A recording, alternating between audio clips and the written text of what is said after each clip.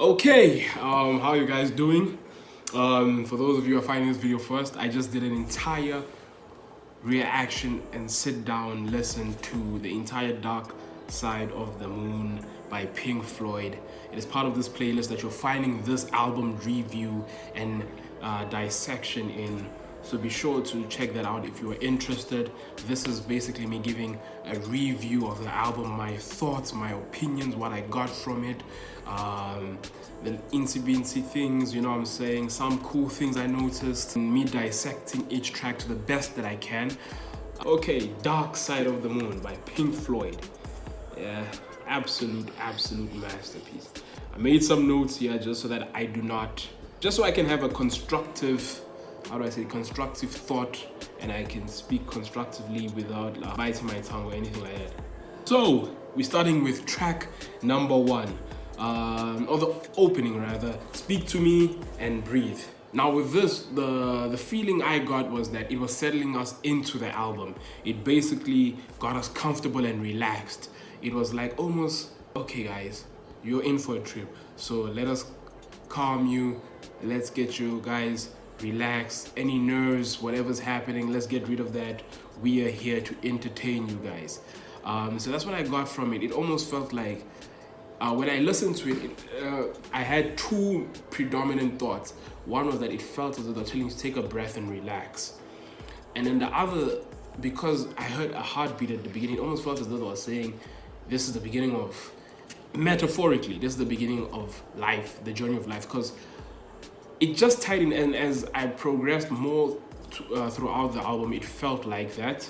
Now, in the second half of that, of Breathe, there was something that was said, which was basically like, it was like, I don't know if it was a metaphor. They said, run, rabbit, run, and dig a hole, work as hard as you can, but as soon as the work is done, don't stop there, dig another one for as long as you can fly, something like that.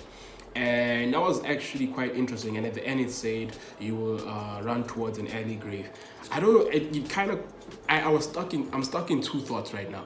I'm stuck in the thought that was them saying that as long as you're able to put in the work, put in the work. That is life. I felt like this track was basically the start of life and them giving an instruction to the listener that this is what life entails.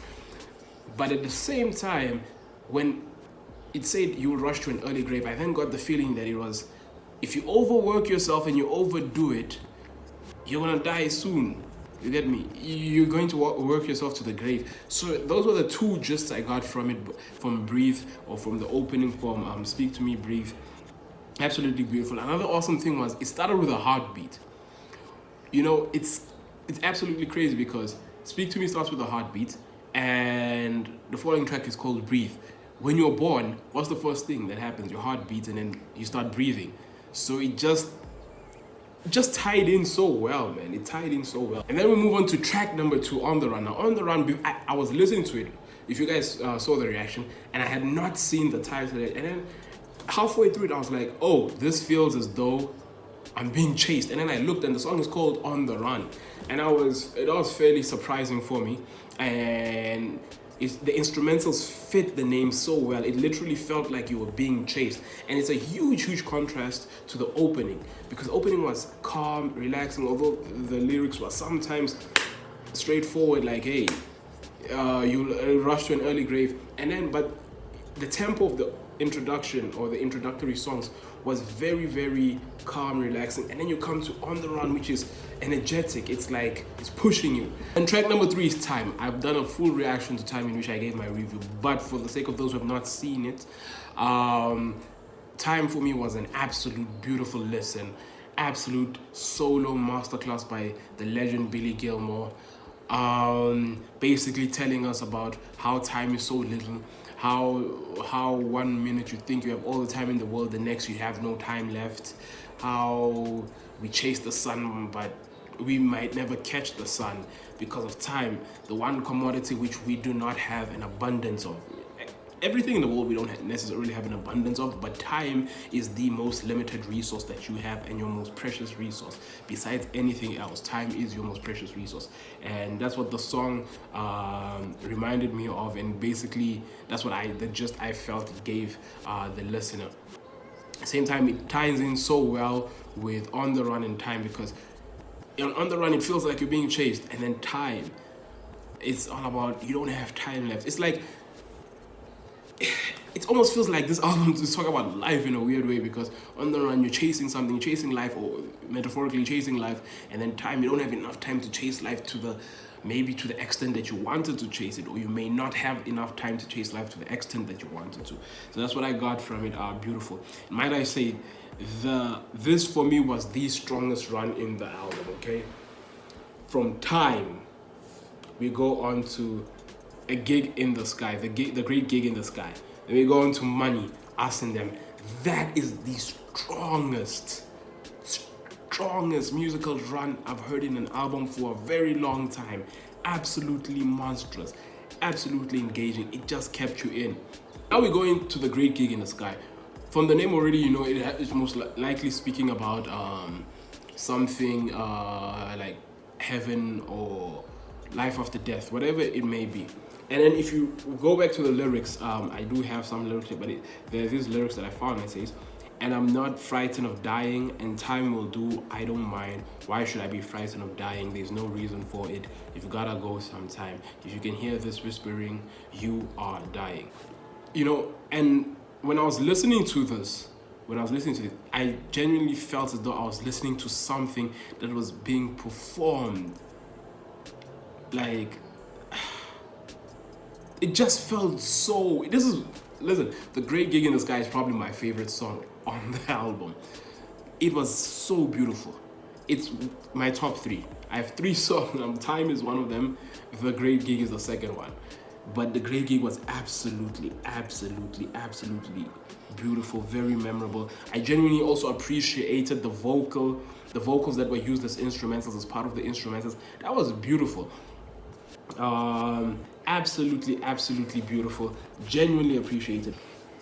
Now we move into track number 5. Now with track number 5, Money, instantly when it started, I loved the sampling, or how they used coins and the sound of a cash register as part of the instrumentals. That was absolutely beautiful. I genuinely appreciated it, and at the same time the lyrics also gave me a sense of, I knew already, because from listening to Pink Floyd, like I've only listened to, before listening to the album, I've heard Time and Comfortably Numb, and from that I've known they are as a more socially awakened and quote unquote woke group, who would definitely not put a song called Money for the sake of flaunting money, but maybe most likely for the sake of seeing how mediocre it is to try and like attain such things, and try and devote your entire life to attaining such things. And then towards the end, they say money is the price, but don't take a slice of my pie. They say money is the root of all evil, but when you ask them for a raise, they say go away, something like that, which is an absolute accurate depiction of how society can be hypocritical when it comes to money. Someone may tell you that, nah, money is bad, what, but that same person who's telling you money is bad doesn't want to give it to you, you get me? It's like, here I am, I'm telling you that, oh, this thing is bad. Like, an example, there's a dish, a food that I don't like, and I'm like, oh, this food is so bad, and then someone's like, oh, I'll take it off your hands. I will gladly give it to you if it's bad and I don't like it. The same way with money. People are very hypocritical in the sense that they'll be like, oh, money is bad. When someone said, hey, okay, I'll help the dog reduce some of the load off of you, give me a raise. And they'll be like, nah, I don't want. It's just a depiction of how I felt like this song was a direct quote-unquote diss to society's affection for money and luxury and materialistic things in general. That's what I genuinely felt that this song was. Now we move on to the next track, Us and Them, track number 6, 6, 7, depending if you join, breathe, and speak to me. But yes, we move on to Us and Them.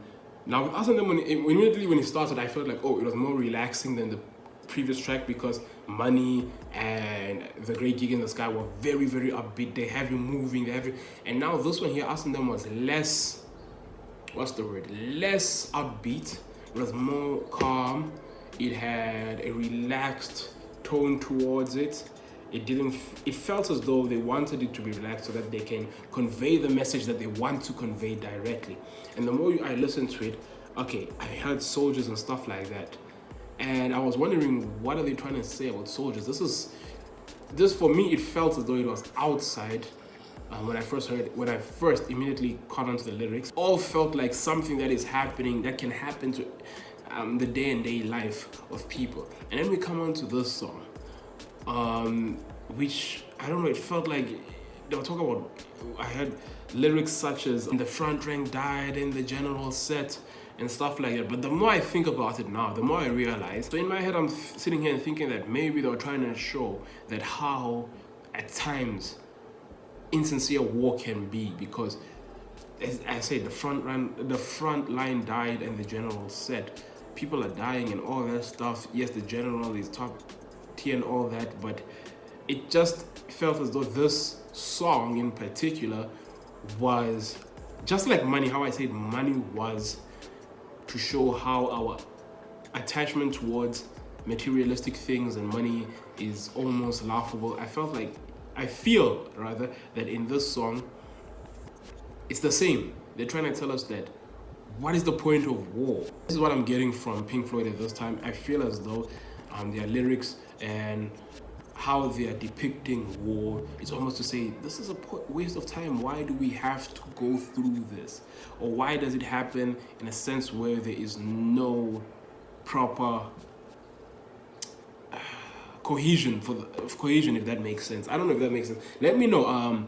Asking Them is a song that I have to go and listen to again and try and dissect it more, but generally that's what I felt. The next song is Any Color You Like. Now with Any Color You Like, as soon as I heard it, this was the only song I think there was absolutely no vocals, or I didn't hear any. I don't recall hearing any vocals. It was just an instrumental, and I was sitting there thinking like maybe they wanted us to get lost in the instrumental. And the name says Any Color You Like, so it felt as though they were saying just get lost in it. You know, it's almost like a modern day plain beat where the artist will say rap on it if you can. So it felt as though like try sing on it if you can, but at the same time it was so good that it didn't need any singing on it. So that was a very interesting song. Trying to tie it in with the album is what really hit me the hardest. This was a very difficult song because it's just an instrumental and the song says Any Color You Like. So very, very, very intriguing. Let me know in the comment section what it is about, what Any Color You Like is about, and what the depth behind it is, because I'm sure there is a meaning. There is a meaning behind every song that is on this album. Now we move on to the last two songs, Brain Damage and Eclipse. I love these two, tied in so well. They were the perfect finale to such a great album. Absolutely felt cinematic. Felt like the perfect ending and perfect conclusion to a well-written essay or a well-written essay, assignment. I don't know, man, but it just felt like the perfect conclusion for this particular album, and it was concluded. It did not leave you hanging. It left you feeling like this is the end. And at the end of Eclipse, remember the heartbeat I spoke about in Breathe? We hear the heartbeat, but now it's fading away, almost to say that life is done, which is mad. Okay, that's absolutely mad. But besides that, Brain Damage, when I heard it, it starts with the lunatic is on the grass. I was like, okay, that's a bit straightforward and stuff like that. And then there's lyrics where they're like, and if the band you start playing in, if the band you're playing in starts playing different tunes, I'll see you on the other side of the moon, the dark side of the moon. I was very confused by those lyrics, still am, because everything else made sense. Like, okay, like they're talking about someone who's maybe mentally is not well, or maybe people who are not mentally well, and they keep saying, I'll see you on the dark side of the moon, I'll see you on the other side of the moon, basically saying like, we all have it felt like they were saying we all have our dark places, and you're not alone in your struggles. That's what I felt. You're not alone in your struggles. We all have our dark places. So I can relate to you. Not necessarily like I'm also gonna become like you, but I can relate to you because I also go through my own problems. Or in my head, I have my own things, my own demons I'm battling. But the ending is what left me with a bit of a cliffhanger, because I was just curious when he said when the banjo in starts playing different tunes. I'll see you on the.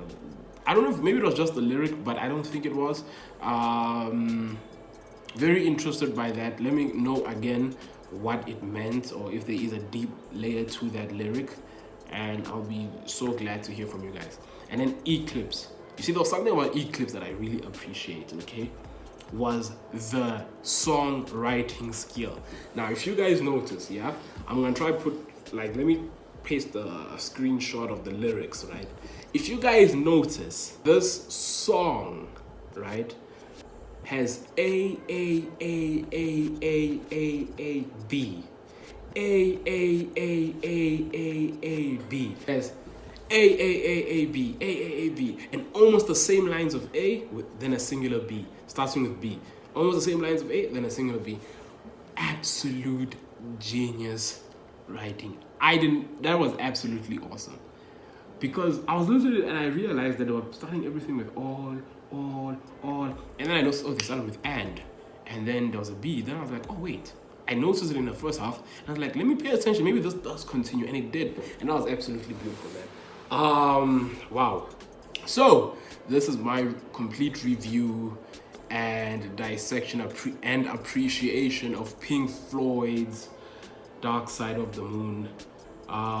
Absolute awesome album. My rating is a 5-star because it was that perfect. For me personally, I give it a 5-star. I appreciate everything about it. I appreciated the transitions. Also, taking into account the year it was released, the impact it had. I'm sure a lot of the things they did in that album was next level. It was very new. For me, absolutely beautiful. And what also uplifted it more was the run that they had from Time all the way to Us and Them. And not, that's the crazy part is even the ending was too beautiful, man. It's like out of all 10 songs, all 10 of them perfectly fit and aligned with the idea of the album. A perfectly constructed album, well themed. And this was a band that were fully in the peak of their powers, and they showed it with this album.